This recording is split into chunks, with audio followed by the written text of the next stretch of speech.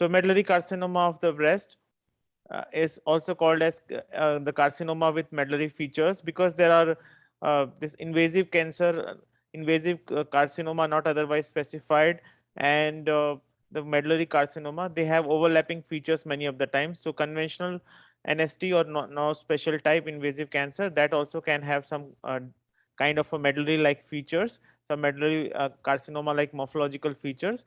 So broadly, both of these entities they come under carcinoma of medullary features.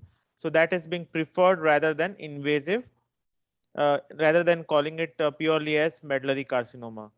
So this medullary carcinoma or carcinoma with medullary features, they are a subset of triple negative breast cancer, and this is very important. You need to remember that this is often being asked, that they are triple negative cancers with ER, PR, and HER2 negativity. That is the most important thing. And they are also regarded as a subset or a variant of basal cell carcinoma, because they have the immunostaining that is closely mimicking to that of the basal cell carcinoma. And most common type of breast cancer that presents with BRCA germline mutation.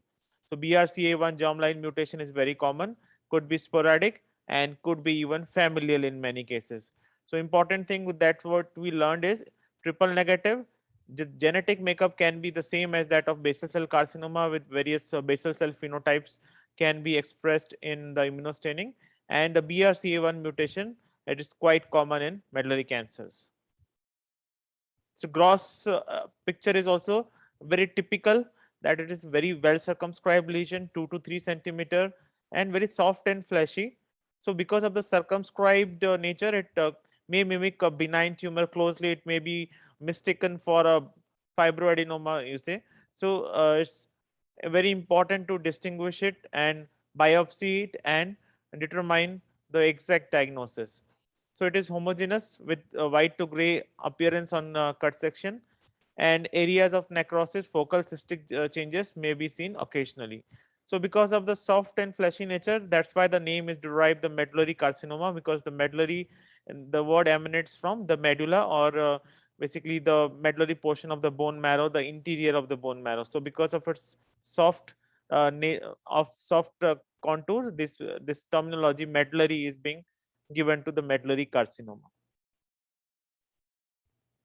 So microscopic picture is also very typical, and there are certain criteria that must be met for the diagnosis as carcinoma with medullary features, or medullary invasive medullary carcinoma, whatever you say.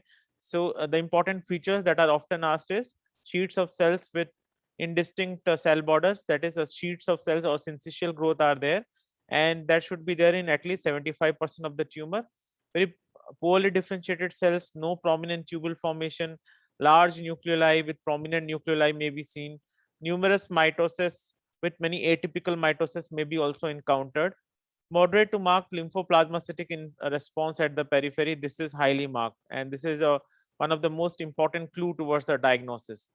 It may contain multinucleated giant cells, squamous metaplasia, large area of necrosis or geographical necrosis, hemorrhage, all these things may also be encountered.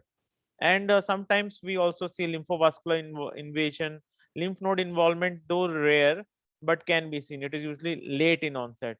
And even DCIS can also be seen in this medullary carcinoma, that can also be associated.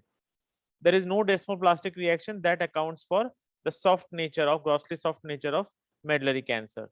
So important feature are syncytial growth, poorly differentiated, and generally a high grade tumor. So large nuclei, prominent nuclei, numerous mitosis, all these features are seen, and there is marked lymphoplasmacytic response. So these are the most important cardinal features of this medullary carcinoma, by virtue of which it can be diagnosed. So here in this pic, you can see that there is a syncytial growth. You can see that the cell border itself is not demarcated. All of the cells are jumbled up. And here you can see the dense lymphoplasmacytic infiltrate. So they are usually having a kind of a pushing border. So a kind of, you can see a pushing border. They are not infiltrating, or there is a no tongue-like invasion into the surrounding stroma. And you can see there is complete absence of desmoplasia. You're not seeing any fibroblastic reaction or collagenous material deposition. So lack of desmoplasia, syncytial growth, and the cells are also quite pleomorphic with vesicular chromatin and dense lymphoplasmacytic infiltrate at the periphery. These are all characteristic features of medullary cancer. Immunostaining. Now we'll go to the immunostaining. The most important thing that is often there in the vignettes are the negative staining for ER/PR and HER2. This you should always remember. ER/PR HER2 is negative, and they are having a positive staining for epidermal growth factor receptor and various adhesion molecules like E-cadherin, P-cadherin, and beta-catenin. They are there is generally overexpression, and also there is high Ki-67 index that is indicative of proliferative activity. That indicates that medullary carcinoma is a kind of a high grade lesion. Usually it is always more than 50 in most of the cases. Coming to the clinical features and the prognostic markers. So most commonly it affects in women of 45 to 50 year of age. That is mostly in sporadic cases, but familial cases can occur at any age, at much earlier age as well. Typically presents a soft, palpable, circumscribed mass. That is what we learnt already. And lymphadenopathy is usually late in onset. So axillary lymphadenopathy is late in onset. This may be due to the perfect circumscription that limits the spread of the tumor to the nearest axillary lymph node. So here lymphadenopathy is usually late in onset, and even if it is there, it is due to hyperplasia, not due to the true metastasis.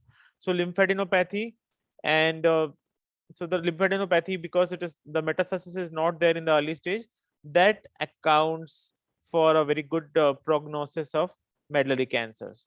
Tumors are seen with dense lymphoplasmacytic infiltrates that are more likely to respond to chemotherapy. So generally more is the intensity of lymphoplasmacytic infiltrate. So that indicates that there is a good host reaction and good host immunity that is still intact, and so the patients are more likely to respond to the treatment, and they are likely to have good prognosis. So in majority of the cases, 10-year survival rate may be as good as more than 80%. So that's a commendable thing.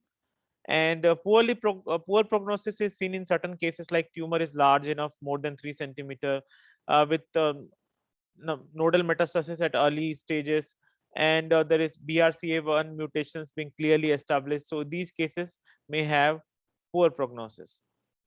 And if there is a lymph node metastasis, more than 4 nodes are enlarged. So even there may be recurrence or death within 5 year of time. So even if the treated cases may under also go recurrence because of a prominent lymphatic metastasis.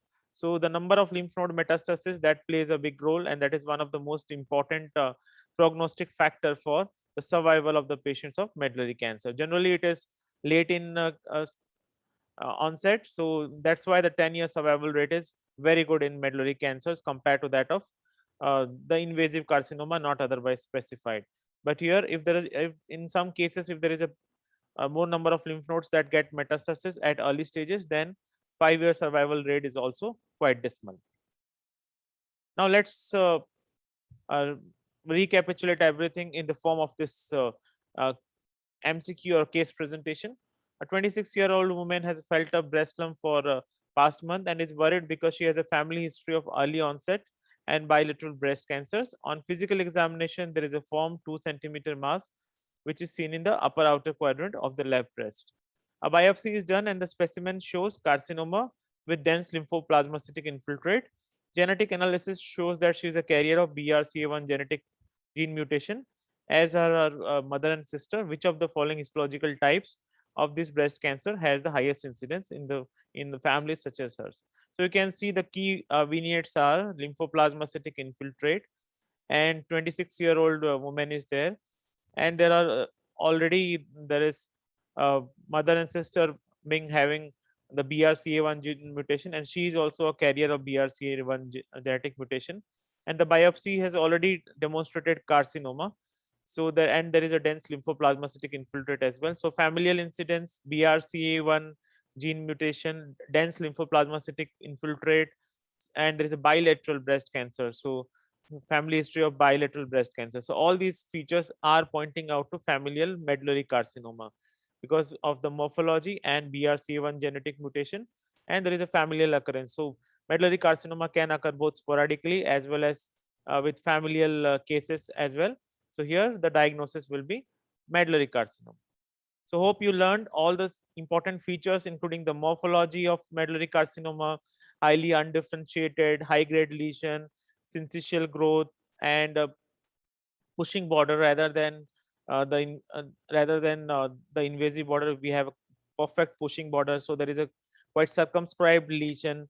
Dense lymphoplasmacytic infiltrate is seen at the periphery. So all these are the cardinal features, and BRCA1 genetic mutation is very common in medullary cancers, and the lymph node metastasis is quite late in onset. So these are some cardinal features of medullary cancers that you ought to know, that are asked invariably in various exams. So try to recapitulate the facts by watching this video again and again, and don't forget to give your valuable feedbacks in the comment section. See you all in the next video very soon, and please subscribe to the channel, stay connected to the channel for lots of interesting stuff ahead. Thank you all.